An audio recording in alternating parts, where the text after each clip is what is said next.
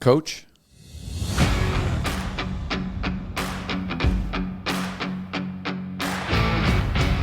are you ready for the big open? I'm ready. All right, let's think. So every team has stars. The go-to guys, the guys that you know that are going to play every game. They're your starters. And every team has those go-to role players, right? Yeah. First guy off the bench, sixth man. Call those rotational guys. Yeah, in yeah. baseball. Yep.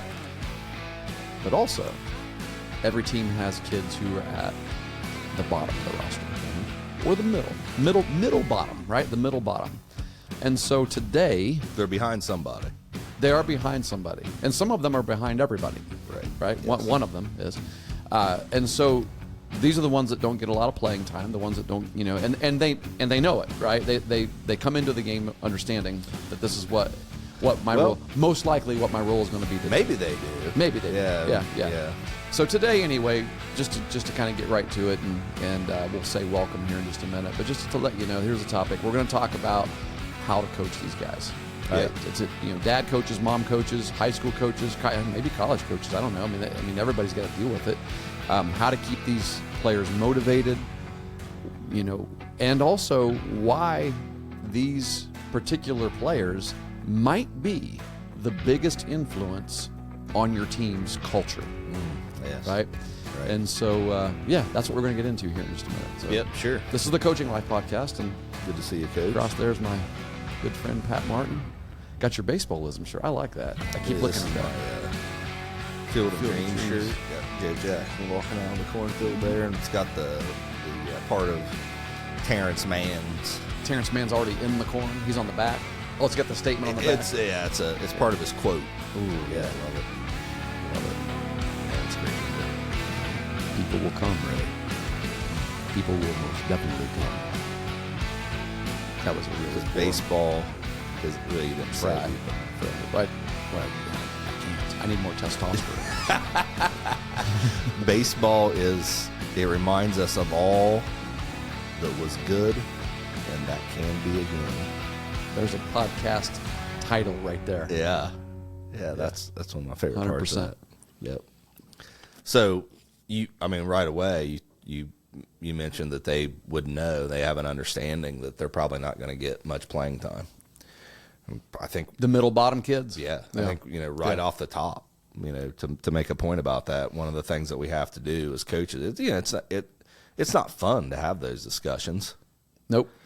but to sit down and to explain them and to be clear of what their role is likely going to be throughout the course of the season, so that they understand. One of the things that I did, I've done this, and I don't know how you present it. I know it's probably going to clash with some people's thoughts of what quitting is.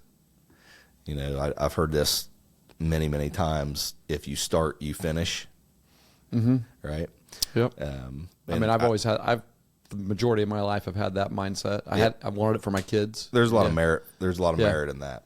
So here's, when we start practicing, or we're in our first couple weeks tryout period, and we're determining, we're trying to figure out, who we have on the roster and what's the makeup, and what would our starters look like, what the guys that are following them, like I said, we call them rotational players. I tell the guys, this is a tryout for you, and it's a tryout for us. And I equate it to going into a job interview. You go into a job interview, and if you do it the right way, you should be asking questions to your potential employer, just as they're asking you questions. You should be interviewing them just as they're interviewing you. And at the end of the day, they may offer you, throughout the course of your life, you may get offered many jobs, many positions. Yeah. And you're at that point that you're offered it, you're going to have the decision to say yes or no. It's not just because you go out and interview or apply and interview for a position doesn't necessarily mean you have to take it. Right? They're going to offer you the position, and then you decide if you take it. So I tell my guys. Have you ever done that? You ever gotten offered a position and you turned it down? Yeah. I did that once also. Yeah. After evaluating whether or not this was going to be right for me, or just, yeah. Yeah.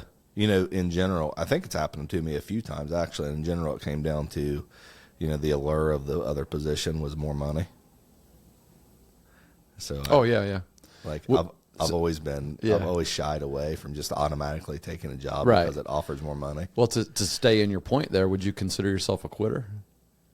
Now that's a great thought. And that's how I present it Yeah. to the guys. Yeah. I say, look, you haven't started. Right. Over the course of these next 2 weeks. This is an open time. Yes, until we sit down and we talk to you and we tell you this is what we think your role is going to be. This is what we expect out of you. This is what we want out of you. This is how we think you're going to impact the team.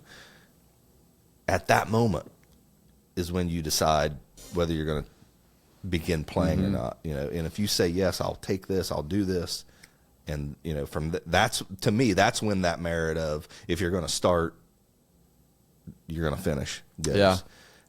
There's an implication there. That requires then the coach to be very upfront in communication during that open period of we're not committed to one another yet, right? Of this is where you are going into the season. It doesn't mean that you can't work yourself into another role, right? But let's just be honest here, right? What we're doing is playing X, whatever our game is, playing baseball, playing basketball, playing soccer. This isn't any, we've said this before, this is not an indicator of your personality, of your skills in any other aspect of life. At the end of the day, I'm coaching a game and we're playing that game together as a team, and we're going to try to coach it. We're going to try to play it to win, and I'm going to play the players that will help us win. If I don't think that you're going to help us win, then you're not going to be one of the main players on the field all the time or on the court all the time. If you're okay with that, and it doesn't mean that you don't have an important role, because again, we'll get to those points, right? Because these are huge points. But the communication aspect of it is I just want to be honest with you up front, right? Like, this is not, you're gonna accomplish incredible things in life. But that's not what we're doing right now. Right, what we're doing right now is playing baseball. Yeah. Yeah. Yep. Let me ask you this: do you do depth charts? Because I think that's a point that kind of feeds into this, right? Well, I don't post depth charts. However, I think I could, and the reason I say that is because we divide our evaluations. I lead this, but as a program, we have divided our evaluations into 4 roles essentially for the varsity team. JV is separate from these conversations, but separate objectives. Yeah, you have, and again, like you said, just because you start there doesn't mean you're going to finish there. You have to maintain. But we have starters, we have rotational players.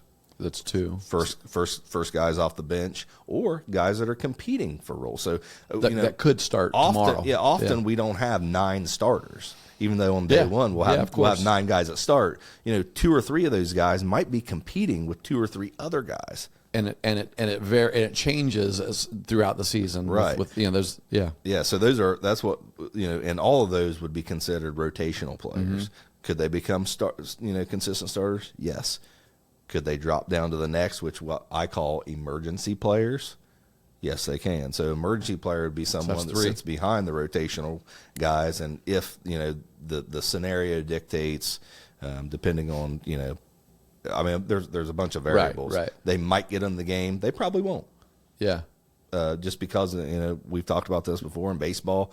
It's not like you don't just run guys on and off. I wish we would talk. I wish at the NFHS and the OHSAA level we would talk about having a couple spots that could be open subs. Because here's the thing, guys. You're going to start your best 9, who you think your best 9. If you sub someone in theory, it's not a competitive advantage regardless of how many times you pull them in and out. That's a really good point. You should be able to pull them in and out of the same spot when as much as you want. It doesn't give you the EH position would allow us to do that, right? Having one spot in the lineup that's considered an EH would allow you to substitute anybody on the bench in that spot at any time during the game as many times as you want. Well, they still have to deal with the starter can only re-enter and all that. That's a pitching rule. That's a pitching rule, right? Let's get rid of the competitive. I mean, well, the OHSAA, or an NFHS, it's an every starter rule. The purpose of that rule is for safety, right? It doesn't matter how many times you put a guy in and out of right field, right, and it's not a competitive advantage. You have the guy that you think. Well, starter. Defensively, that's what I'm saying. With an EH, defensively, you could do that. I think it's the batting, like how many times you can re-enter him to hit. Yeah, right? You should be able to do as much as you want, as long as they're in the same spot. As long as they're in the same spot, I agree. There's no reason not to. I wouldn't have always agreed with that, but I do in the sense of.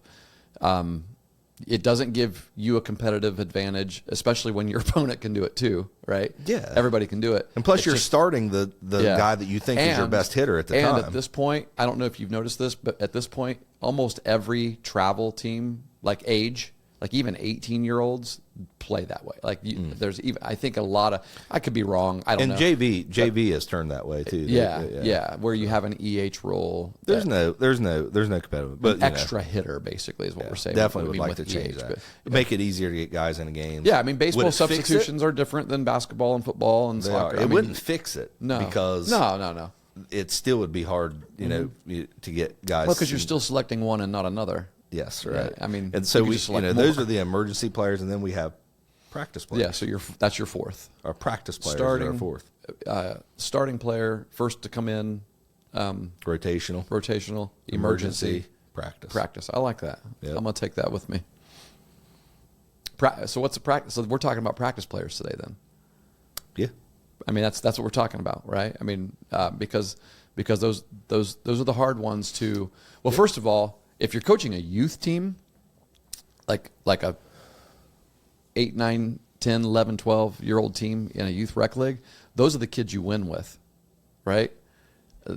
Because you have a lot. Well, I mean, if you have good depth in those at those levels, because like even the kids that start on some of those youth teams, unless you've put together like a really competitive travel team, right? The kids, among the kids that start, you've got 1 or 2 studs, you've got 3 or 4 decent players, and then you end up with a couple that you just hope that maybe they get hit by a pitch or something, right? Right? I mean, something like that. You just tell them not to swing. Some coaches say don't swing because they have a better chance of getting on. And so at the youth level, sometimes your middle bottom guys are actually starters. They have to be, like, if you got a Sandlot team and you got a roster of 10 and you start 10 players, or you got a roster of 11. That's a great point. It's a whole different scenario, but it's worth talking about here with this point. Well, and I think it's hard for parents too, because you're the parent of a kid that always hit, let's just say 7, 8, 9. Mm-hmm. Didn't play a lot of the premium positions in the youth baseball. They get used to whatever their kids playing. Yeah, whatever those are. And then they get to high school, or they get to a competitive, a more competitive team, and those kids are no longer playing. It's hard to, it's like, well, my kid has always played. Yeah.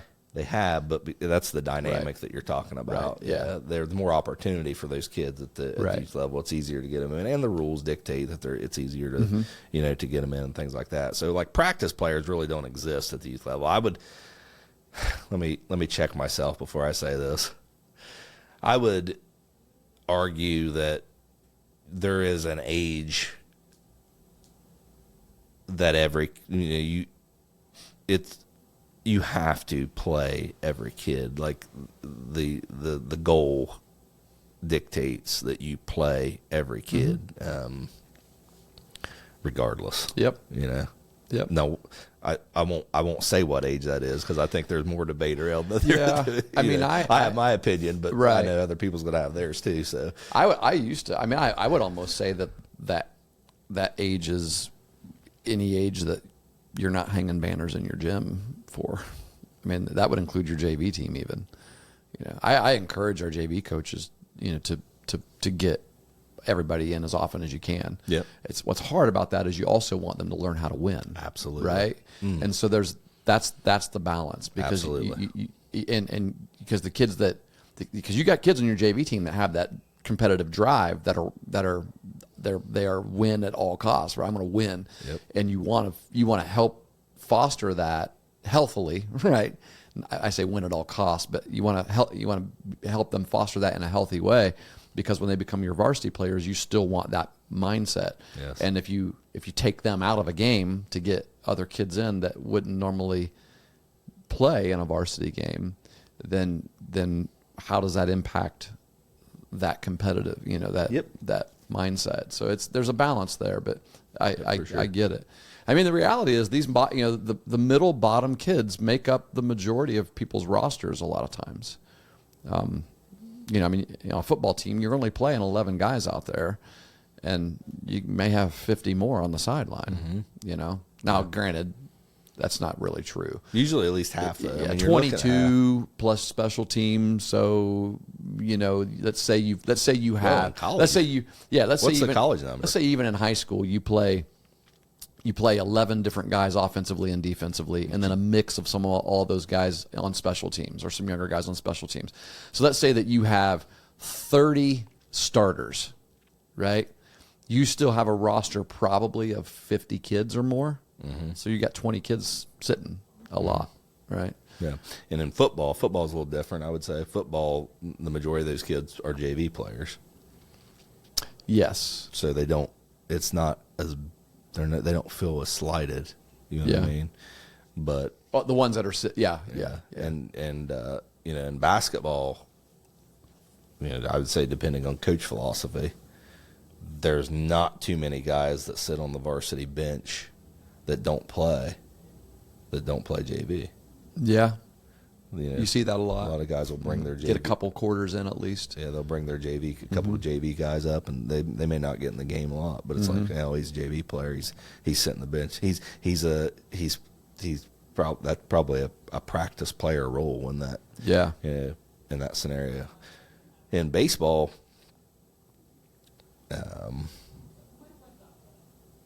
I feel like unless you cut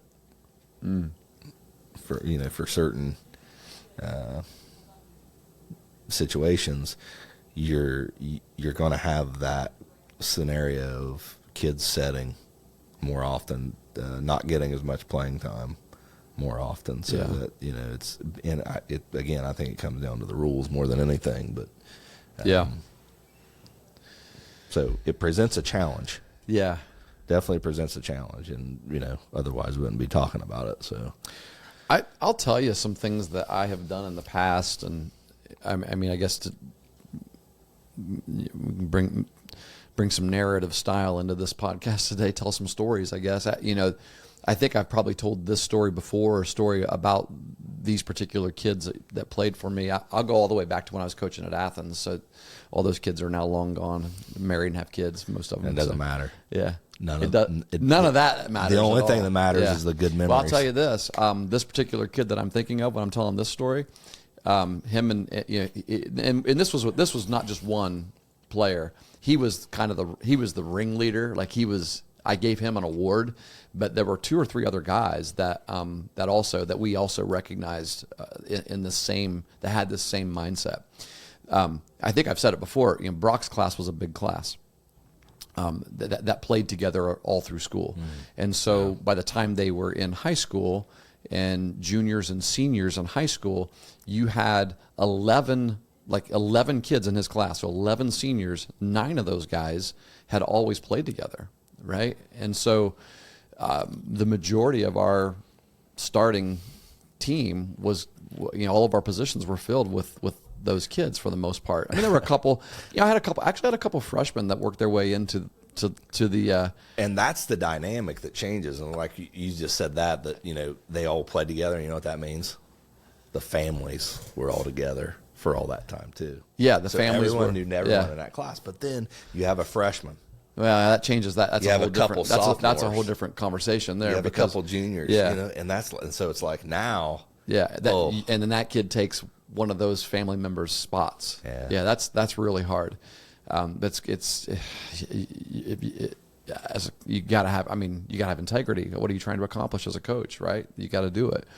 So anyway, what that meant so that this particular young man and his friends, a couple other guys that would do these things in practice together, they were in the class right below Brock's class. And so Brock's class is 2017, these guys were 2018. And they just kind of knew. I mean, at their junior year, by their sophomore year, Brock's junior year, they saw what was on the field and they saw what we accomplished coming back. So coming back in now, winning cures to all, their right? junior year. Yeah. We went to the regional final and all of those players were coming back. Right. Not only that, but you had a group of kids that were baseball players. Right. Like that was their identity. And everybody knew it. Yeah. And everybody knew it because, so they were playing travel ball every year. They were, seeing instructors. They were baseball players. Yeah. And that's scary because, if you're right underneath that class and you're not breaking through into that lineup, then your only opportunity to be on the field on a regular basis is going to be your senior year, most likely, right? And so I think going into the season pretty early, one of these young men in particular understood that, and I don't know if his parents did initially. I don't want to throw I'm not mentioning any names, so I just want to. I know his parents didn't initially, right? It's very difficult. And one of the reasons why you know that is because you get an email usually, sure, right? And so I guess you did. That. So you do know, but I knew he embraced a role. Actually, I'll tell you where I knew he embraced his role. We were playing at Meg's. Oh, okay. And he was a chart keeper, right? He was keeping a chart. And the chart that he kept was when we were on offense. He was doing like a QAB chart or something, which meant that he didn't have a dugout rolled when we were on defense. And so I saw him down on the other side of the dugout with his chart, with the paper turned on the other side, and he was writing things down. He would look at Coach Bissell. Brent Bissell was coaching at the time. He would look at him and listen to him, and he would write something down. And every pitch, because Coach Bissell was giving numerical codes, signs. Oh, he was? He was using a number system? Yeah. And he didn't do it all the time. He repeated a lot of numbers, right? Mm-hmm. And he got into some patterns. Well, this kid ends up, I'll tell you, he ended up becoming an engineer, right? He's a numbers kid. And he went to UC. I wrote him a letter of recommendation for both his undergrad and grad school. He still reaches out to me now and then. And awesome. And so I go down in between innings. I said, "What were you doing?" He goes, "I'm getting a sign." He's like, "Give me one more inning. I'm gonna have his bunt sign and his steal sign for sure." And I said, "All right." And so he did. He had, there was a pattern, and he said, it's not this number. Like people always, every time he says this number, no, there was a pattern, and he figured out the pattern. And so we knew when they were going to bunt, and it's really good to know when you're going to steal, or when he wants the runner to steal. I mean, It's up to the runner, obviously, if he gets a good jump or not.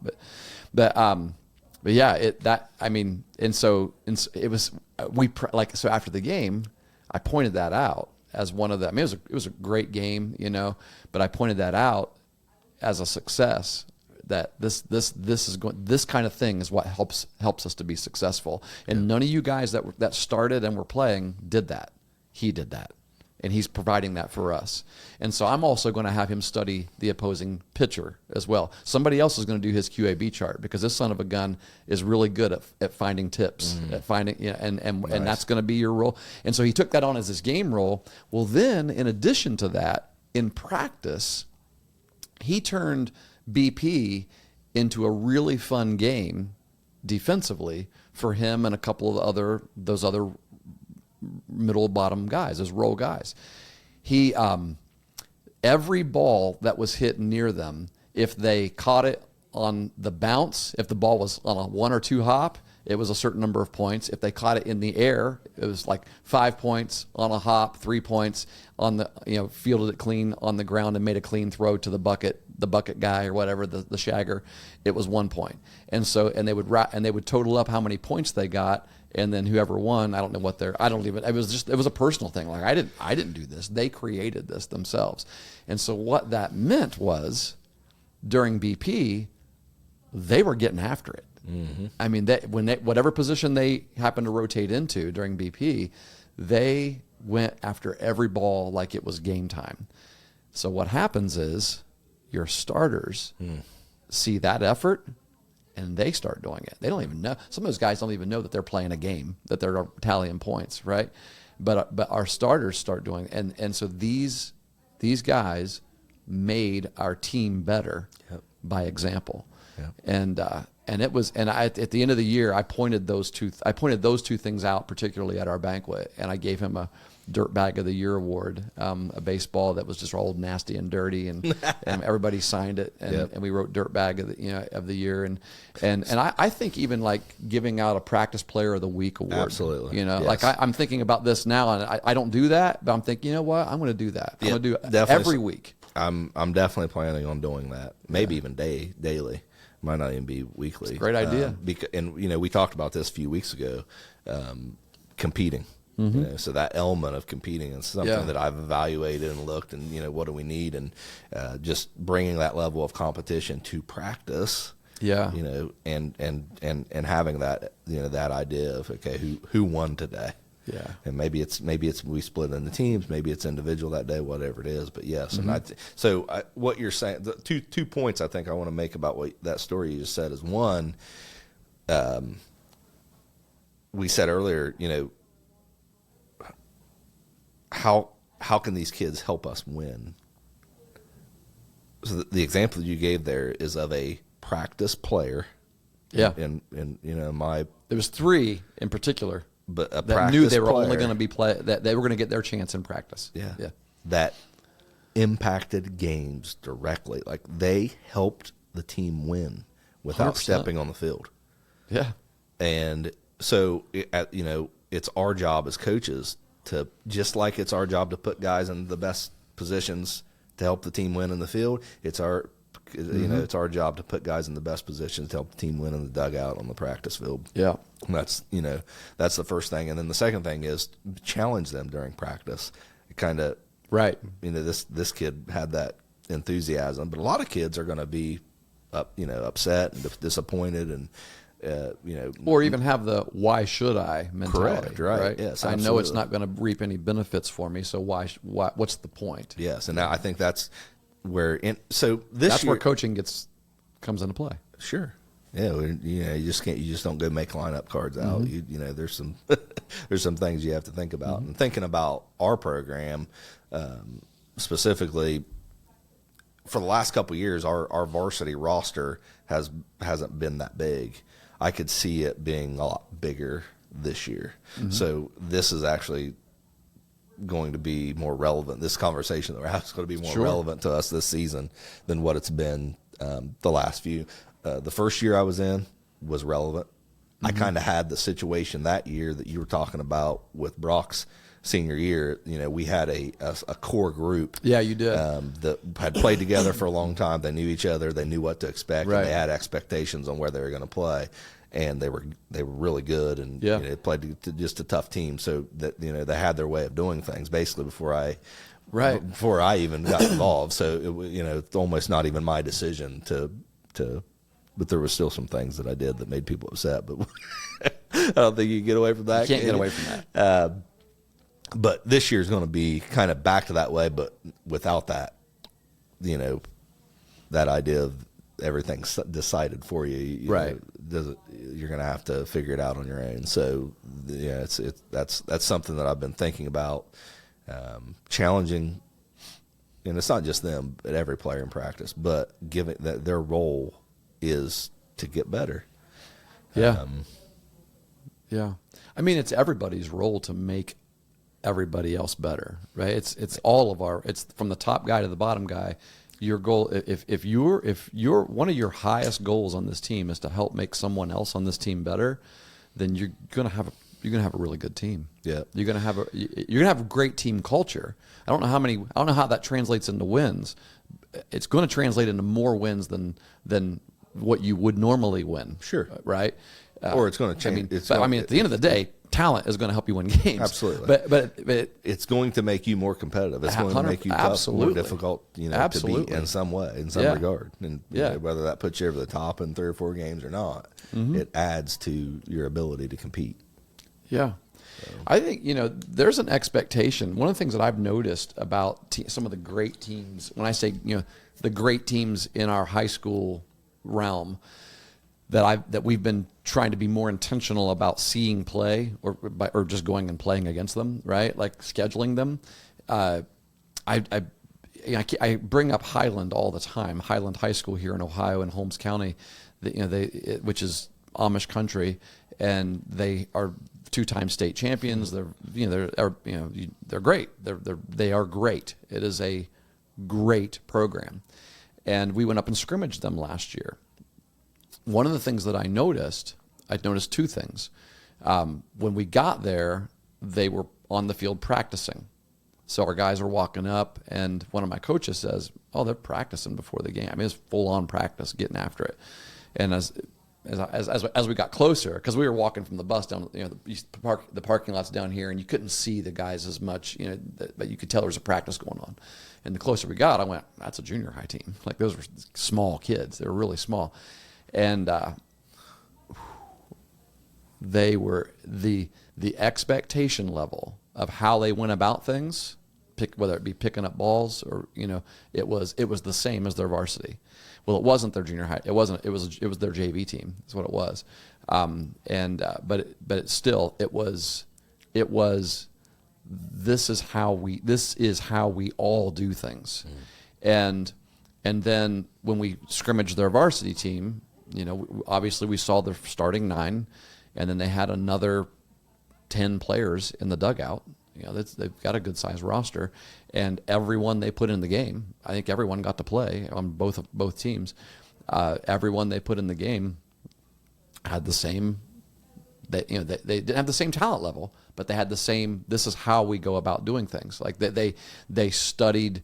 They ran the bases the same way. They had the same effort, the same mannerisms. Everything was the same, and that is a testament to coaching every kid the exact same and letting them know the expectation level is going to be the same regardless of where you are and when you get in the game, or if you ever get in the game. Right. How you practice, how we warm up. It's always the same, and that's one of the biggest differences, I think, between a decent team and a really great team is that you just can't tell. Like, sometimes you watch a team warm up and it's hard to pick out who the starters are because of the way they go about their business, right? Yep. Talent will separate itself, but only so much. So I'll pose a question to you. Our definition of practice player, so we have our starters, our rotational, or our emergency, and then we have our practice players that never see the field. Can any of those guys be leaders? Yeah, I think so. I mean, it's a rhetorical question because you've already given an example of a great example of how you had 3 guys that were leaders on that team, and that's I think as coaches, just illustrates that. Yeah, go ahead. As coaches, we miss opportunities to emphasize that, to promote that, and I know as parents we do. Yeah, because I have. I mean, my kids haven't always played every inning of every game or every quarter of every game. I've experienced it, and I've been angry and disappointed, and I understand those feelings that are had. But I've also had the opportunity, for whatever reason. I think we've talked about this before. When you sit in front of a camera, or I'll be getting behind a microphone, and you preach something. Yep. It convicts you to a certain level. It requires something. I'm not saying I'm a completely changed man, right? But it makes it harder, and it makes it harder to think certain ways, and it makes it easier to think other ways. Yeah. You're reminded of what you said, right. And if you're not reminded of what you said, there's somebody else out there who heard what you said that will remind you, right? Yeah. Or they call that accountability. Yeah, exactly. Yeah.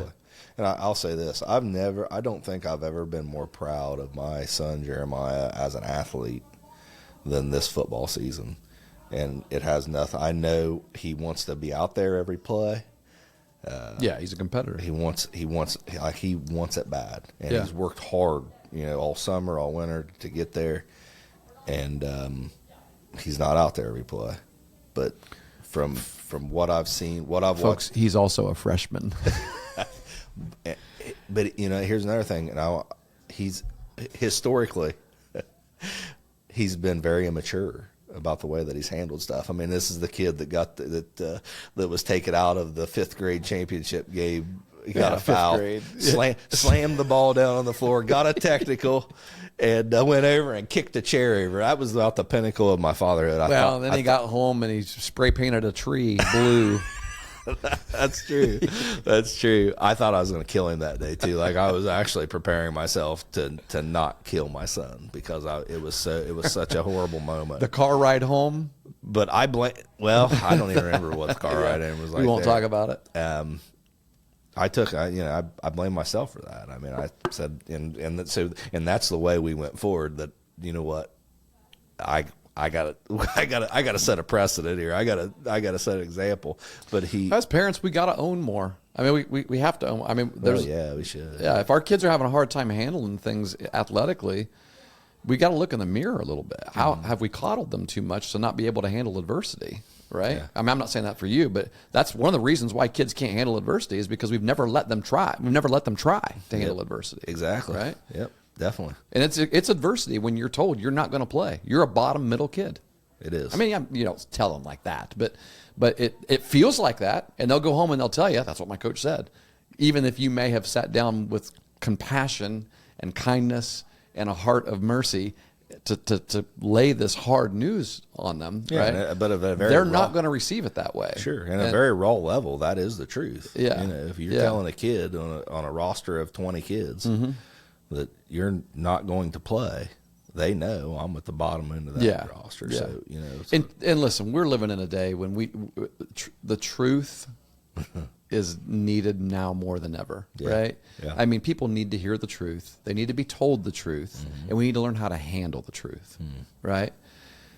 I sound like Jack Nicholson there, Nicholas. No, you can't. He said you can't handle the truth. Yeah. What else we got here? I was gonna bounce off of something that you were saying there, and it left me. Maybe it'll come back. I did say when you talked about how we our practice episode that we had a couple episodes ago, like 193 maybe 194. Had a couple coaches reach out and say that they really enjoyed that one. One was a college coach actually. Really? Yeah. Awesome. Yeah. Yeah, it's pretty cool. I actually had a couple people tell me while we were on the OU versus Ohio State football trip that they listened to my podcast. Oh, like one was a player. Yeah, one was one of the football players. Awesome. Yeah, it's pretty cool. Did you invite them on? Of course. Yeah. I mean, we just gotta get them in here at 11 o'clock on a Tuesday. Yeah. Right? Yeah. So, well, we can be flexible. Yeah, we can be flexible. Yeah. If anybody wants to come on, let us know. I know. I'd like to have Matt Carson come on. I don't know if you. Oh, absolutely. Yeah. Yeah. Matt reaches out all the time. I met Matt actually my first year as a coach at the VA. Mm-hmm. And in one of the top umpires in the association near us. Yeah, very good. What I learned from Matt was very quickly is he's a good umpire, but he's a great individual. Yep. There's a reason why he's good at his job, because I'm just going to be honest with you. He's a follower of Christ, and he loves and he's unashamed to share that, but he does it in a graceful way. And I believe I see it. People who have that as their identity, they're better at their jobs. Yeah, they really are. Yeah, it's something to consider because you go about it a different way. Like I've always respected the work that Anthony Sheets does as an umpire, another umpire. Same story. Loves Jesus. Yeah. There's a motivation for why you do what you do. That goes beyond you wanting to be the best that you can be, and that is you want to glorify the one that you worship. I can name coaches here. Coach Corvin, really good friend of ours, Rich. has loved the Lord, followed him for a long time as a coach, and that's first priority in his life. And he's a great coach, Hall of Fame coach, Jason Wright. I mean, let's go down the list. Pat Martin, right? I mean, it's not. I mean, I'm not saying all the great coaches are believers, but there is a correlation there. I'm not saying every believer is a great coach or a great athlete, but there's when you have a desire to want to glorify something higher than you, you're going to work a little harder at it, I believe, and I think God blesses. I think it works the other way too. I do think that God blesses us in ways that you think we're not to win games, Parker and I were having that conversation not long ago. Parker Navarro, our quarterback here, I said because he's one of the most solid Christian young men that you will ever meet. I mean, just an incredible leader, and we were chatting about the praying, how to pray for your team, right? How to pray, what are some of the ways that we can pray for our team? And often before I close out a chapel service, I will ask, how can I pray for you, right? And you pray, injury-free game, things like that. Everybody wants you to pray that they'll win. Yeah, everybody, that. I'm like, you got to remember, Ohio State has a bunch of folks praying that they're going to win too. Who's Do you pray for it? Who's got a bigger fan of? Do you pray for it? Right, that will win. Do you never pray for it? I pray that they will play the best that they can possibly play. That they will utilize every talent and skill and things that they have learned in the game, physically and mentally, to be able to go out and give their best effort, and then let the chips fall where they might. Yeah. Right. And so far, Ohio University Bobcats has done that. Let's just say it. They have played really, really well. They have. I'm excited going into these next 8-9 weeks. Yeah, it should be good. I wonder how God handled those prayers. I can't wait to ask him. Yeah, because I don't think he's offended by them. No, I think he not at wants all. us to come to him. Yeah. With. I don't think that he cares about the Dallas Cowboys, but I think he cares about me. Right? I can tell you right now. I was praying this week that some defense would make a stop. I don't even care at this point which defense it was, the Cowboys or the Giants. Somebody make a stop, and they waited until overtime to do it. Cowboys fan, this disgusts me. You think you got it so hard. So hard. 1-1. 30 years. 30 years I've been praying just for a competitive team. That's it. He doesn't answer that prayer. No, man, yeah. I don't think I've ever. You ever prayed for the Browns to win? I don't think I've ever prayed for the Browns to win. That's impressive. Well, I know because I know you are. I know I've never prayed for the Browns to win. Browns fan. I am. But your team, I have in the coach's box. Prayed. I mean, if you're in the district final and you need a run, or district semifinal against Trimble 2 years ago, and we're in extra innings, and I know that our kids, the gas tank is starting to run low, right? And we have an opportunity. Alex Collins is up to bat, and we have an opportunity here with a runner in scoring position. I'm like, he has not had a hit all night. Lord, just whatever. I mean, just let this ball fall through. Like, I can't. My anxiety can't take any more of this. I think there's even some. It happened, but it wasn't. I don't think it was because of that prayer. But for him too. I think that's still going back to what we said about coaches that are believers. I think there's a serving attitude there, and when you're serving, you rise that level. But it's kind of poo poo. It's like, do you pray to win? And it's like, well, you shouldn't. I don't want to tell people to not pray. Well, here's the thing, Coach. Just at a very personal level. I mean, I know, I prayed for my mom to live. Yeah. And that was a very selfish prayer. Right? I mean, if as a Christian, as a believer, right? We pray for people that we love to stay. Yeah. But should we? Right. Right. Because if they don't, we talk about Charlie Kirk and his belief and you can say a bunch of things about what he has said, and I know that there's been some crudeness out there. Well, he got what he wanted. It's like he. Yeah. But you know what? That's a complete I mean, man, we're opening up a whole other can. But you know what? Another podcast. You got what he wanted. If you only listen to 10 seconds of a debate, you don't listen to the whole thing. He's in great That's shape not- right now, though. Like Well, what he wanted in terms of being in heaven. Yeah. Absolutely. Like there is a Absolutely. reason for his family and his friends to rejoice. And people don't understand that. Yeah. When they see his wife and how strong she is, and man. what the things that she has said since then, the ways that she has handled it. I mean, she's sad and grieving, obviously.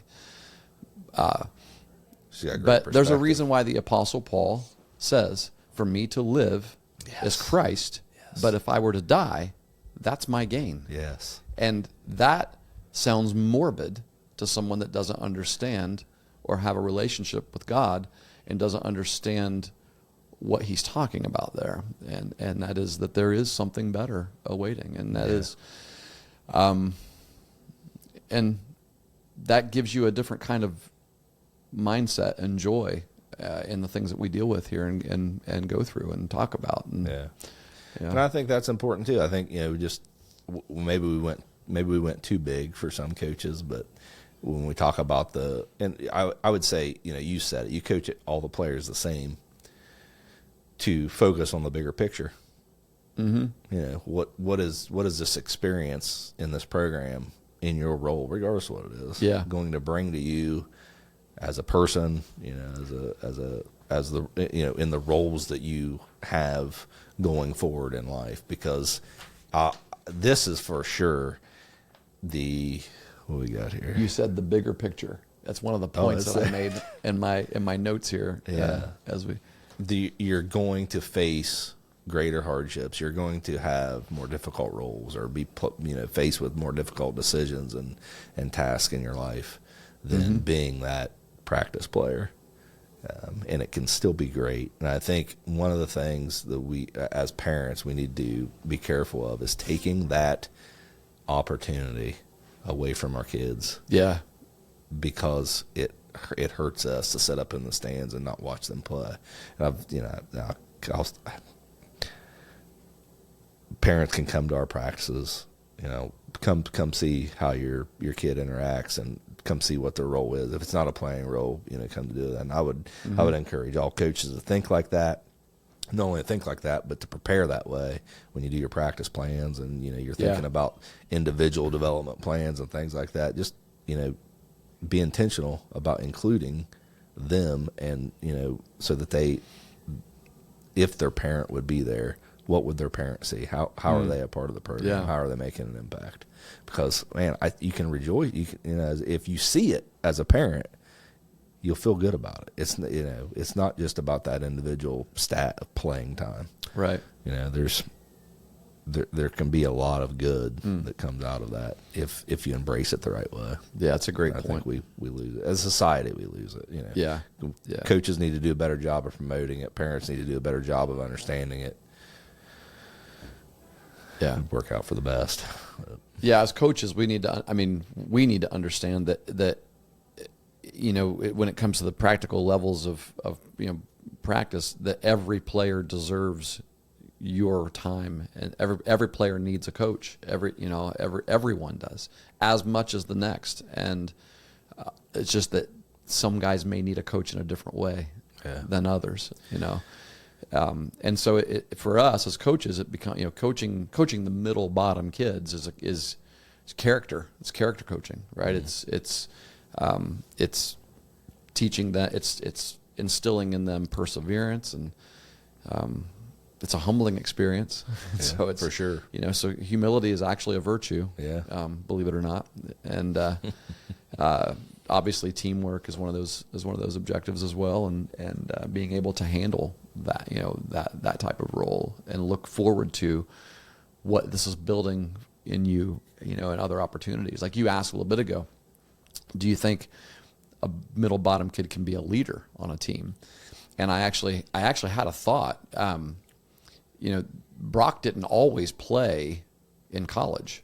He wasn't a starter all the time. In fact, he was a starter more his freshman sophomore year than he was, or his freshman year, than he was later in his career. I mean, he dealt with turf toe a little bit also, and I didn't even realize it, but I'd come to watch games and I'd see him get a role opportunity now and then, pinch hit or whatever, and be like, what's going on? And then later he tells me, I can't hardly run. Like, why didn't you tell us that?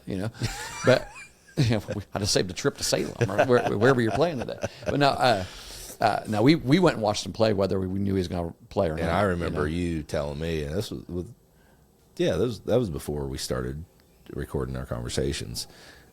And you saw him in those roles, and you were proud of him. Yeah, and that's where I'm getting to here is that even in the time, because they recruited, their college coaches are recruiting constantly because they need to win, right? And so they recruited a catcher one year when he was in college. This kid was a friggin' stud. Yeah, he's D1 type. Yeah, you gotta catcher. yeah. And so he didn't play as much. But what happened was it opened up the opportunity for him to show other skills that he had which were coaching type skills as a player. And so he took on a role like that and became friends with their assistant coach at the time, who then became the head coach after his coach took a different job after Brock's senior year. And that's when they asked him, hey, I want you to be my assistant.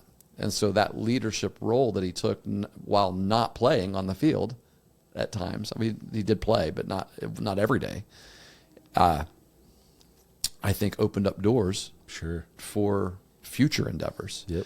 And you never know. You really never know. Like, today I want to play, right? I remember Gibby telling stories like that. He had some hilarious stories where he told a story one time when he played here at Ohio University, basketball and baseball. You don't see very many athletes do that. But this was from 68, 69 to 71, 2, 3, right around there is when he played. Oh. So he played with Mike. Oh, what did you say? 68. He was here right around then. I think he was Mike Smith. Maybe earlier. He may have been a little earlier than Mike. Okay, yeah, we won't be able to figure that out. That's when I don't know. I have to go back I'll have to check that. But anyway, he played for Bob Wren, right? Bob Wren Stadium here is what the stadium's named after him. Played for Bob Wren. I remember him telling me a story many times. I heard the story probably 12 times over the course of 13 years or so. He said that he didn't get to play much. He was he pinch hit. He was a role player, whatever, and he understood. He was always ready though, and he said Coach Wren called him down one time because he had another story where Coach Wren told him to bunt and he didn't get the bunt down and it didn't go well and all that. And so basically he's like, I may not get another shot. So Coach Wren said, Gibby, come down here. And so he grabbed his bat because he assumed he was going to be called upon to bunt again, right? And he goes, nah, put that away. But come down here beside me. And so Gibby goes and he stands beside him and Coach Wren looks at him and he says, I figure you're going to want to coach someday. And Fred goes, well, I kind of want to play today. Right now, he's a 22-year-old guy, he's like, I still got some time, to play the game. And he said, Bob Wren, without missing a beat, Coach Wren goes, I think you're going to want to coach someday. And he's like, I realize I'm never getting in a game again. But he wanted him to stand beside him the rest of the season to get ready for his next role. And that's awesome. The rest is literally history now. Man. He became the most recognized coach at Athens High School. And probably he does regardless because that's what, Coach Wren saw. But, for the coach to see that and to take the opportunity in a moment that had nothing to do with him. Yeah. Come stand by me. Yep. And now, the impact that has had on so many people in a community. And, right. It's just, is crazy. That is amazing. That's awesome. You just never know. I haven't heard that story. I haven't told that one before? That's great. Well, good deal. I'm glad I put that on here. I hope that people who listen to our podcast stuck around for 50 minutes to be able to hear that wonderful story about Coach Gibson. So very awesome. Yeah, thanks for sharing that. All right. We're capping her off. Yeah, let's cap her off. We just want to say thank you again to everybody who listens, who watches, whatever, however you consume this podcast, right? Go find us. You can watch us on Spotify. Watch us on Spotify. Listen to us everywhere else. Apple, any other app you might use, Amazon Music, Make sure Audible. you We're on subscribe. Audible also. I haven't put anything on YouTube in a while. I need to get these videos on YouTube. It's Oh, really? Well, you don't really need they to, are. Yeah, the podcast via the RSS feed goes to YouTube, but it's not the video. I actually have to upload the video. What's going to the RSS feed is just the audio, so you can still go to YouTube and listen. But yeah, whatever app you listen to podcasts on, and just share it. Share. I mean, a couple things. One, if you found today's conversation helpful for you, share it with somebody else you think it might be helpful to, and also subscribe to us so you don't miss any future episodes, because we plan on coming back next week and doing it again. Yep. Right? And reach out and let us know if you want us to talk about something specific or Yeah. argue with us. Give us your stories. Give us your ideas. Give us give us future episode conversations, because we do know we have at least a couple people listening, so that's good. Just a couple. One of them's from Nigeria. Yes. I haven't looked at those that data in a while. Well, good luck to your Browns this week. Who do they got? The Packers. Oof. We got Packers Lions. That might be one of the best teams in the NFL. We're going to go 0-4. We're going to start 0-4. They're going to fire a head coach and our general manager. I've read this story. Do you think? before. Do you think the Bengals are going to ride with Browning? Oh, I do. Yeah, yeah. I think Jake Browning. Obviously, I don't think he's as good as what fans think he is, but I think Good enough. I think the team believes in him, and Seems like it. They can't. You throw 3 interceptions in a third, two thirds of a game, wouldn't it, or a half a game? I don't know when Joe got Well, hit. he's going to do that, And they won. yeah, he's going to do that. The Bengals defense is bad, but you threw 3 interceptions and won. So they did something right. Jake asked me if I thought they might be interested in trading for Watson. Shador. Oh, geez. They're not taking that contract. I hope so. I've heard the Shador story. Like they're not going to get Shador Sanders. Did you hear that? Yeah. No, I don't. They're not going to. I think they signed somebody to the practice squad today. I think Browning's been there. He knows the offense. Yeah. He's been the backup for a few years now, hasn't he? At least 2. He 3. has, because Joe has had a season-ending or a season impacting injury every other year. So 2 years ago, Browning finished the season when he had. So if it's wrist. me, I'm riding with him. He's your backup. Yeah. So, and like I said, he's 1-0 right now. So if they can just stay, of course, I don't know how long Joe's going to be out. I feel terrible. It is. It's the worst scenario for a turf toe. That's 12, injury. 13 games. Well, they said he pulled tendons too. So it's surgery. Yeah. Oh, I didn't hear that he had that surgery. Yeah. The recovery's 3 months, minimum. So it's not. You're basically looking at playoffs. So he may not come out. He may not be back. If Browning gets you to playoffs and Joe's ready to go, do you have a Tom Brady, Drew, or not Drew? Drew Bledsoe. Bledsoe situation? Well, I think Joe's much better than Drew ever was. Sorry, Drew. Well, you know what? I'm not sorry, Drew. I just feel. Something isn't right with Joe. Like, not with him getting injured. Injuries are fluke things, but people say, "Oh, he's made of glass." All this. Injury can happen to anybody. That's malarkey. Really, people saying that? Oh yeah. Well, I've got a rebuttal. Injury prone, things like that. Well, let's quit getting him hit. Yes. Let's do that. Let's quit getting him hit. And I don't know if you were watching the Browns game probably, so you probably didn't see this, but my family pointed this out as we were watching the game together, and that is, it seemed like Jake Brown, and there are reasons for this. I'm going to say this, and I know that everybody's going to be like, there's reasons for it. I'm going to get to those reasons, but it seemed like Browning had more time in the pocket. Like, he had more time to process the field than Joe ever does, right? Like 2 weeks ago, we watched them inside the 5-yard line take 3 sacks in a row, right? Like, and from an overhead view that they have with drone camera or whatever, you could see the offensive line get pushed back, and it was a literal 7 yards. They got pushed back that far. That was a Browns game, and so there's a problem there, obviously, right? However, defenses also play differently based on the quarterback. Yes. Like they're not going to give Joe that much time to process. Otherwise, he'll pick them apart, and they know that. They're right? expecting Browning to make mistakes, And he that did. They're not. And he did. They right? don't expect Joe to make. Yeah. They need to force Joe into mistakes. And so my thought then becomes,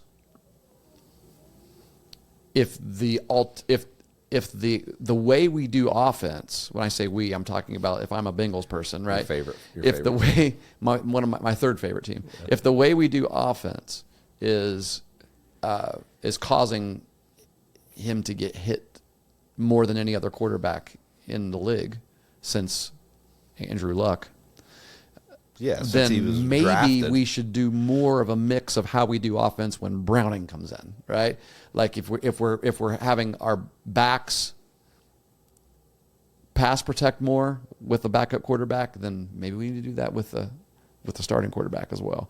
I know Joe does like the empty backfield, and the there's spread, your- and there's he your problem. he may have more say. Like people will look at Zach Taylor and blame it on him, but it's possible that Joe may have more say than people realize in what plays are being run. And I'm guilty of that too, because I've blamed Zach Taylor from the beginning for as many times as like his rookie year. Because the play calling when Browning came in seemed fine. Yeah. I really did. And that, like you said, there's things change. But do you think Defense- Browning was making any calls? Or do you think those were? I highly doubt it. But like me, I'm like, Joe's rookie year, Under center a lot. he Yeah. should have been handing off. Like he should have threw 20 times a game. Now here's the difference. I'm sitting here in front of you telling you Joe should only throw 20 times a game. And Zach Taylor has to sit in front of Joe and say, you're only going to throw 20 times a game. His rookie year, they went to the Super Bowl though, didn't he? Or it was a sophomore year because was his rookie year the one when he got hurt, the 2 or ACL, 3, yes, the PCL, all he did. that, And then he came back and he got sacked like 50 times the next year. and still went to the Super Bowl. I don't think so. I think it was his third year. They went to Oh, was it? I might be wrong. Man, I feel like it was his first year. I've always complained about the way they've managed him, but because he's the franchise. Yeah. And like I remember Lucas Moore sitting here telling us they need to get him. They need to get him. And it's like if it can't work with him, Yeah. who's it going to work with?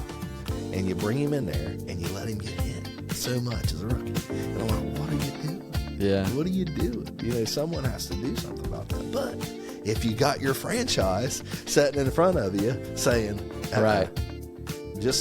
Yeah. There's we don't know. We don't know what goes on in those rooms. Right. Yeah. So I'll take I am a fan. There's a lot of times I'm a fan of things, and you can be, fan is short for what? Fanatical, right?